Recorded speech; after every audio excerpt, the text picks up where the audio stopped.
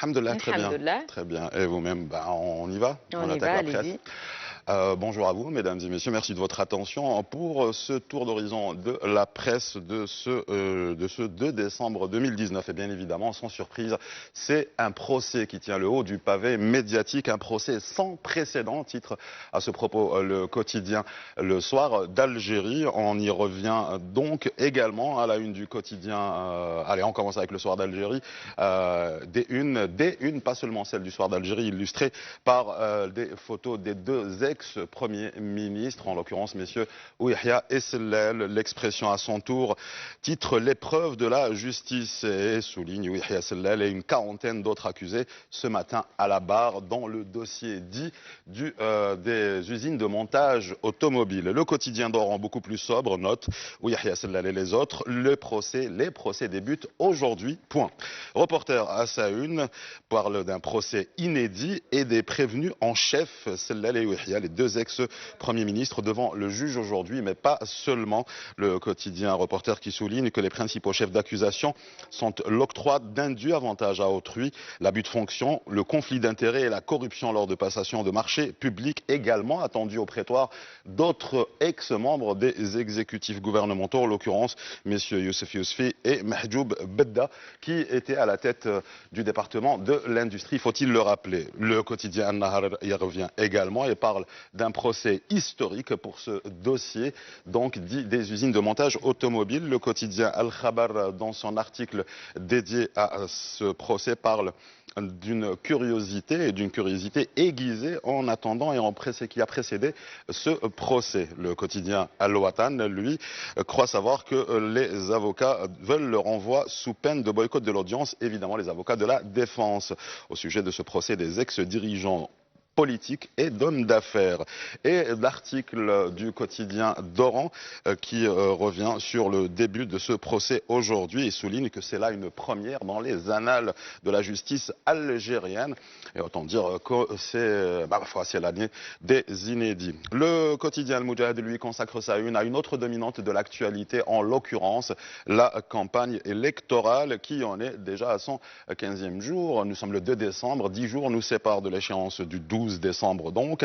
Le doyen des quotidiens Al-Moudjahid, pour le citer, relève les plans pour booster le développement et reprend par exemple la proposition de Tebboune à Ouargla, résorber le chômage, de Belaïda Beskra, l'autosuffisance alimentaire, celle de Mihoubi Al-Bayed qui parle de la relance du secteur agricole, Bengrina Beskra qui parle de la promotion de l'investissement, encore la valorisation des ressources naturelles et humaines qui était le credo de Ali Benflis. Horizon à sa une également revient sur cette déclaration du ministre de la Communication, ministre par intérim de la Culture et porte-parole du gouvernement, M. Rabhi.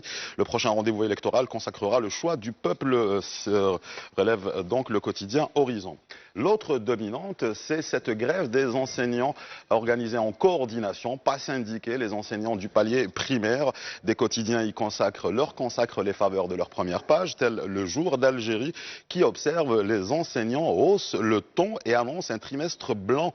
Et avec ce nouveau sit-in et des grèves cycliques de 3 jours dès aujourd'hui, le quotidien Le Jour d'Algérie note que les examens de premier trimestre dans les écoles primaires, qui étaient prévus initialement du 1er au 5 décembre, n'auront finalement pas lieu. Le quotidien El Bilad également parle de ce large boycott des examens du palier primaire. Al-Khabar voit le département de l'éducation nationale dans une drôle de situation. On va traduire ça comme ça.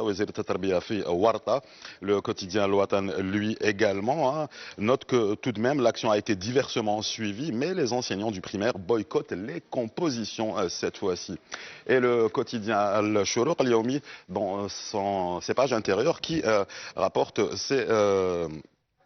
ces instructions qui ont été données au niveau du ministère de l'Éducation nationale, ni prime ni augmentation pour les travailleurs de l'Éducation nationale avant d'avoir, ma foi, délesté le salaire des grévistes, puisqu'ils sont considérés comme grévistes, en l'occurrence ces enseignants du primaire organisés en coordination.